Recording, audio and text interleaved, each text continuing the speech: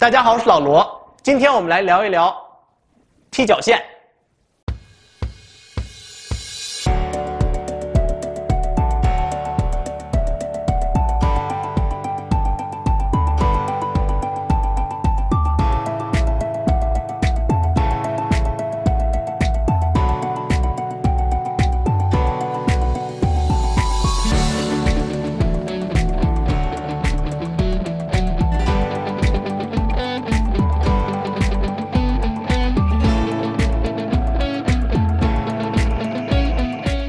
我们首先来很快的聊一下踢脚线这个东西对于一个房子来说到底起什么作用。为了能够更容易的和大家讲解踢脚线，我专门做了一堵墙。好，现在呢，我们假设这两块木板就是你的 drywall， 那 drywall 中文叫什么来着？应该是石膏板。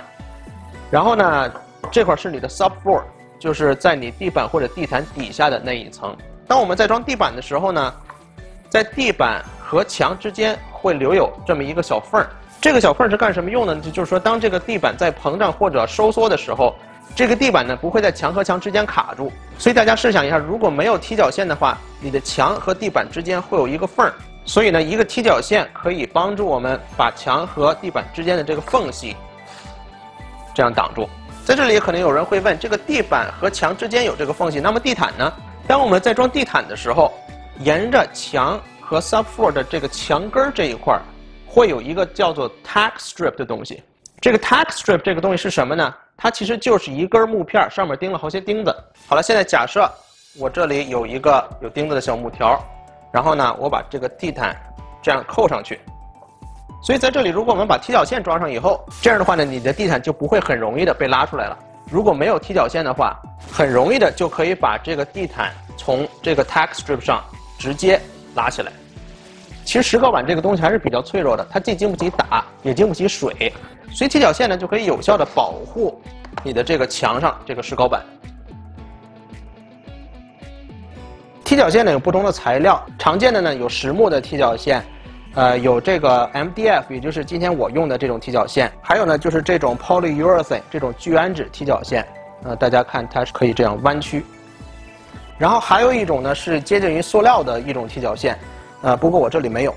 木质的踢脚线它的好处在哪里呢？就是说，如果你喜欢，你的踢脚线能显现出这种木纹的话，当然你只能用这种木质的踢脚线。MDF 的踢脚线呢，相对来说比木头的踢脚线要坚硬的更多。这个是刚刚我用锤子，很容易的就在这个木头上打出了一个小坑，然后在这个 MDF 上，我用了很大的力气才打出这么一个小坑。当你从店里买踢脚线的时候呢，踢脚线是不同尺寸的。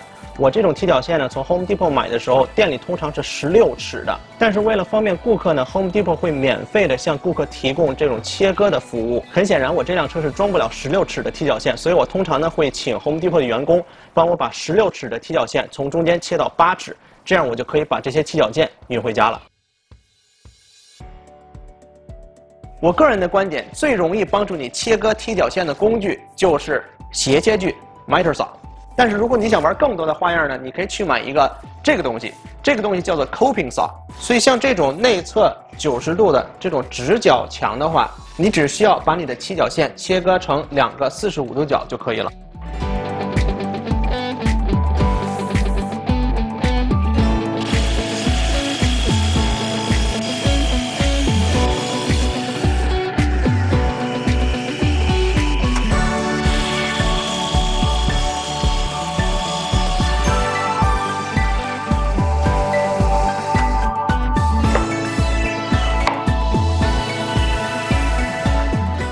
然后这种外角墙呢也是一样，2片踢脚线45度切。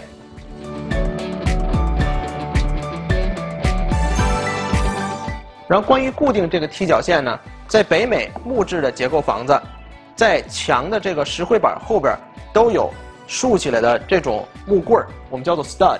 我的方法呢就是拿一个18号的钉枪，然后把这个踢脚线直接打到这个 stud 上面。这个钉枪的钉子呢会打入这个踢脚线，穿过这个石膏板，然后打到后边的这个 stud 里。这种内侧90度角的踢脚线还有一个方法，就是使用这个 coping saw。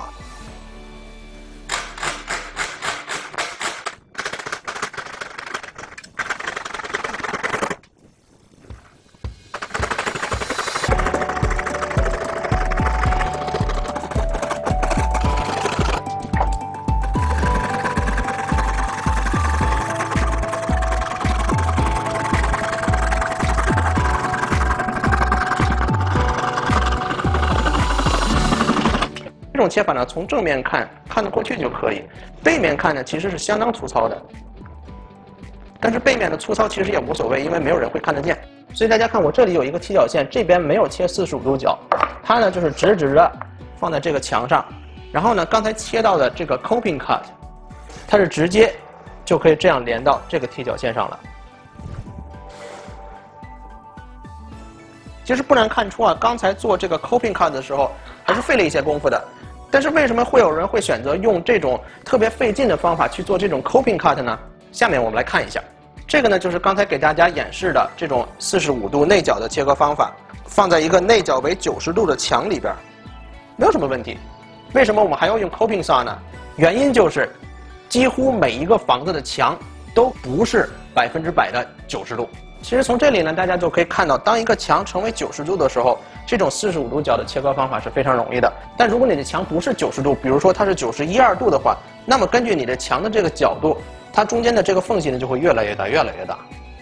或者呢，它这个角度比这个90度小，你后边就会有这么一个缝隙，像这样。所以在墙的角度误差里边 ，coping cut 呢就是一个好的方法。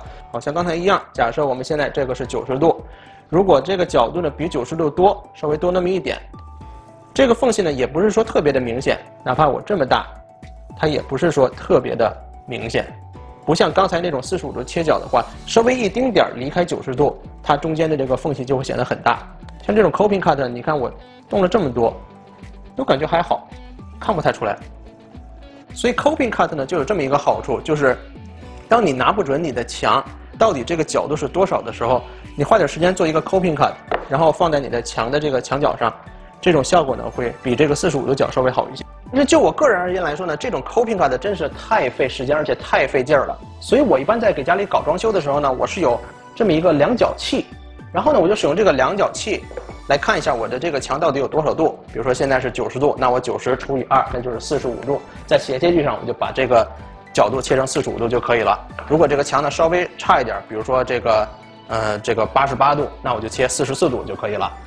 这种内角90度的踢脚线呢，除了这个墙有可能不是完完全全100%90度以外呢，其实还有一个坑，就是这里面的这个角，它很有可能呢是稍微有一点弧度的，比如说上了很多层的油漆啊之类的。当你这里边遇到一个弧度，我们有什么办法呢？我们可以把这里边的这一块把它给锯掉，包括上面这个小角可以锯掉一点，因为这里边它是藏在2根这个踢脚线之间的，所以现在不是白色的这些区域，哪怕你把它都去掉，安装好这个踢脚线以后呢，我们也是看不到的。换句话说，就是我们把这个角把它给去掉，这样的话呢，我们就有足够的空间去把这个踢脚线安装在一个稍微有一点弧度的这个角落里了。好了，刚才呢我们分享了这个直角的外墙的做法，其实就是2个45度斜角。但是有些朋友他们家里边的墙呢，可能不是这种90度的角，而是这种圆弧形的这种墙角，所以呢，我特意做了一个这种圆弧形的墙角，就是为了可以更方便的和大家分享怎么样给这种圆弧形的墙角做踢脚线。首先呢，这种圆弧形的墙角确实可以用这种45度斜角来做，但是有一个问题呢，就是你这里边会有一个很大的缝隙，所以你呢需要用这个 caulk 来把这个缝隙给填满。这个呢，当然也是看个人喜好了。还有一种方法呢，当然是我个人比较倾向的方法，就是我们在这里不切45度角，而是切22.5度角，然后呢，把这种2块踢脚线的45度角连接方法变成3块22.5度角的连接方法。好，现在让我们来看一下22.5度的连接方法。这个角22.5度，22.5度，然后这个小片呢，每边是22.5度，在这个圆形的这个墙角这块对起来是这个样子。是不是比刚才那种直角的好看多了呢？在这里呢，还想跟大家说一下，就是一般这种圆弧形的这种墙角哈，在这个石膏板后面会有一个金属的这种圆形的框架。为什么要提到这一点？就是说，如果这里是一个金属的话，你往这里边打钉子，很有可能这个钉子是打不进去的。所以在安装这种踢脚线的时候呢，我会把这一块踢脚线用钉子把它固定在这个后边的木头上，把这块呢也固定在后边的木头上。然后中间的这一个小块呢，我会在两边和这个后边抹上胶水，这样的话呢，这一个小的这个部分我就不需要打钉子进去了，我就可以直接的用胶水把它粘在这2块踢脚线中间了。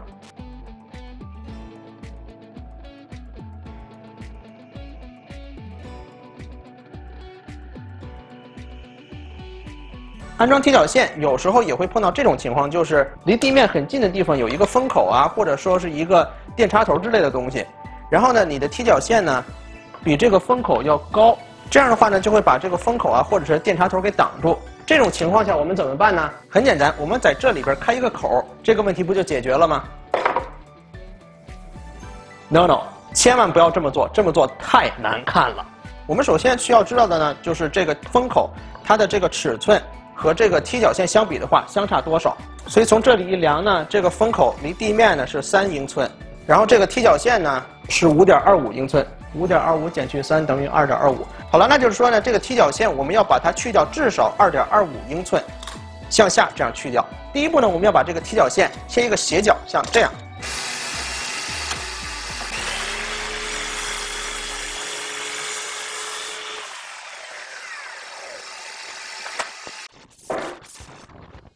然后第二步呢，我们要切一个斜角踢脚线出来。这个斜角踢脚线往下的这个距离呢，应该是2.25英寸。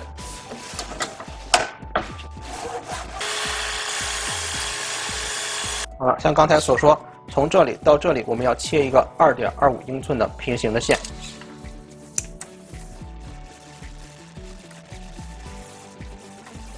好了，第三步呢，我们要切一个45度斜角的梯形。这个梯形的上边呢和这个边是相等的，所以我们要以这个宽度为基准，45度角切一个梯形出来。好了，现在这个梯形也切好了，然后下面呢就是切和这个东西一样的一个形状，只不过呢是一个镜像放在这边。好了，现在呢让我把所有的这些刚刚切好的材料都放在桌子上，大家看一下。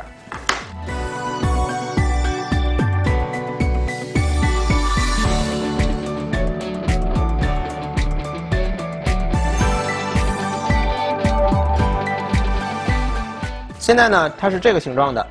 下一步我们要做的呢，就是把多余的这个部分给去掉。多余的这个部分呢，其实就是从这里到这里的距离，也就是呢，从这儿到这儿的距离。然后刚才我们已经量了，这个距离呢是2.25寸。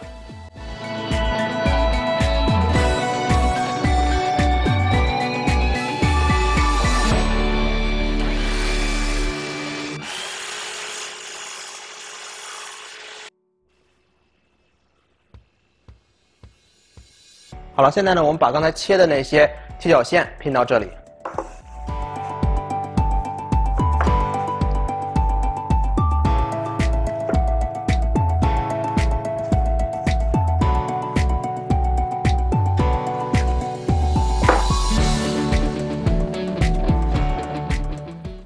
这个踢脚线比刚才的这个缺口，是不是漂亮多了呢？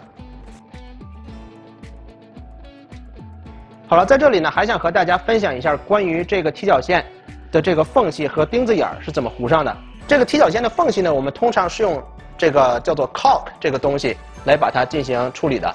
我一直都用这个牌子的这种 caulk，我感觉它是相当不错的。然后 caulk 这个东西呢，感觉和一种胶水差不多。我呢是习惯用我的手指直接把这个缝隙里给抹均匀。我其实从店里买过一个那种6缝神器，但是可能因为我这个人比较笨吧，我一直用的不是很好，还是觉得自己的手指头更好用一些。然后钉子眼儿呢，我们是用这个叫做 spackling paste，这个中文呢应该叫做腻子，这个感觉呢就跟那个胶泥差不多。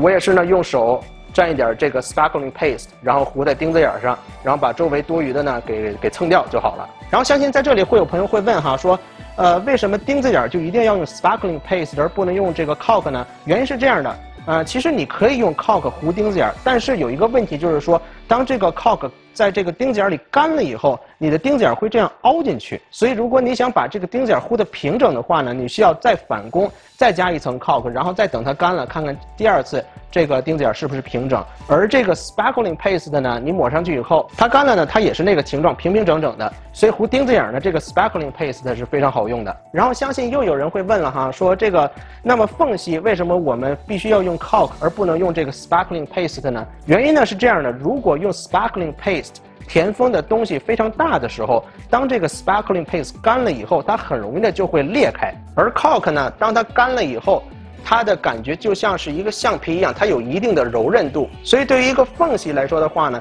这个 caulk 干了以后不会容易的就有那种裂开的那种痕迹。这就是为什么缝隙里边我们用 caulk， 而钉子眼呢，我们是用 spackling paste。然后我们现在呢，再来聊一下关于上漆的话题。如果你的工程比较大呢，比如说你需要给你的墙重新漆一遍，然后呢，同时你也要给你的家里边换上新的踢脚线。如果是这种大工程呢，我的建议是在你装踢脚线之前呢，你可以先把这个墙先漆一遍。这样的话呢，你其实不需要用胶带把底下遮得特别好，你可以直接就开始从上面往下漆这个墙，可能漆到这儿左右吧。其实只要你漆到比这个踢脚线稍微低那么一点就可以。然后当你把整个这个墙漆好了以后呢，你可以再装好你的踢脚线，就刚刚好把底下没有漆到的墙把它遮住。这样的话呢，在上漆的准备过程当中会帮你省不少事儿。如果你在没有砌墙之前就把踢脚线装好了的话呢，你需要把这个踢脚线用这个胶带缠上，然后你才可以开始砌墙。所以如果我们先把这个墙漆了以后，然后再装踢脚线呢，我们可以省一道工序。然后关于漆这个踢脚线呢，我还有一件事想和大家分享一下，那就是踢脚线上面会有这个钉子眼，然后刚才和大家说了，钉子眼呢会用这个 spackling paste， 也就是腻子给它糊上。如果你直接就在这个踢脚线上漆的话，那么用 spackling paste 填过的那些钉子眼就会在你的漆干了以后渐渐的浮现出来。所以在给踢脚线正式上漆之前，大家记住一定要给踢脚线先上一层 primer， 也就是我们说的底漆。不管你用的漆有多好，也不管你的漆有没有写它是 pre-primed， 一定要记住上漆之前给踢脚线上一层 primer。重要的事情我再说一遍，如果你的踢脚线是有钉子眼，然后你用了 spackling 去把这个钉子眼糊上，一定记住上漆之前先上 primer， 然后再上漆。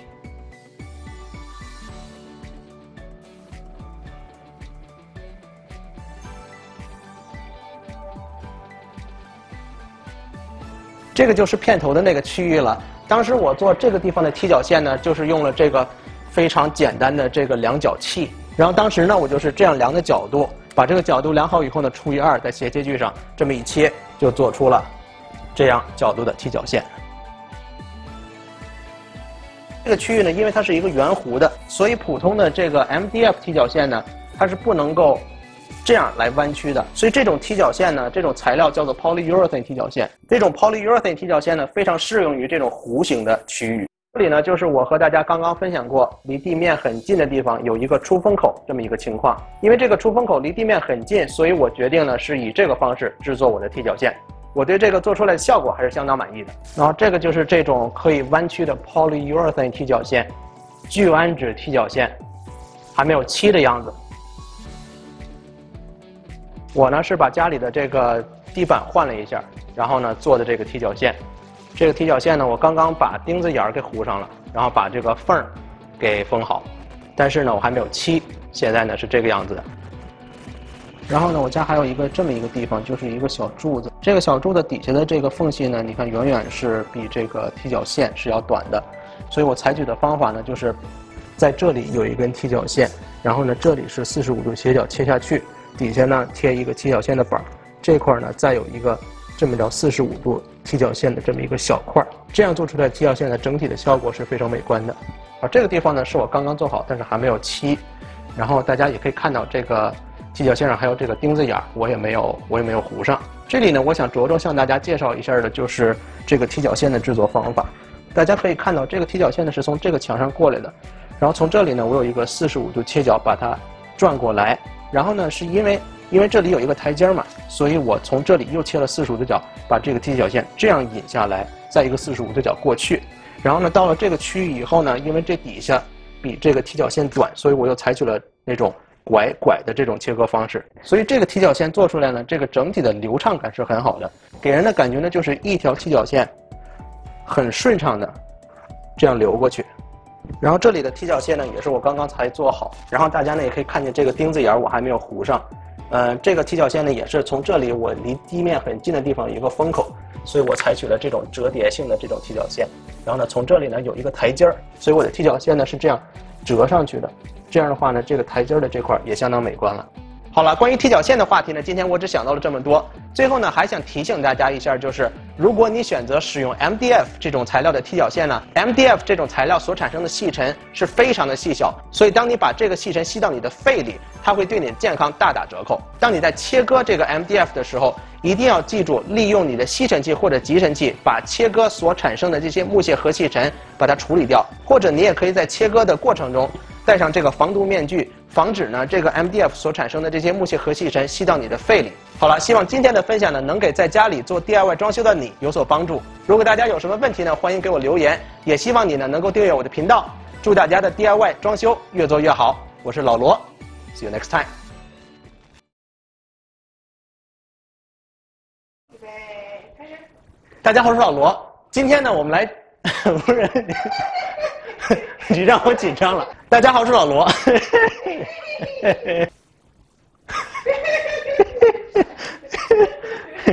预备起。不要笑。大家好，我是老罗。今天，哎呦，我脖子疼了。哎呦喂，别讨厌。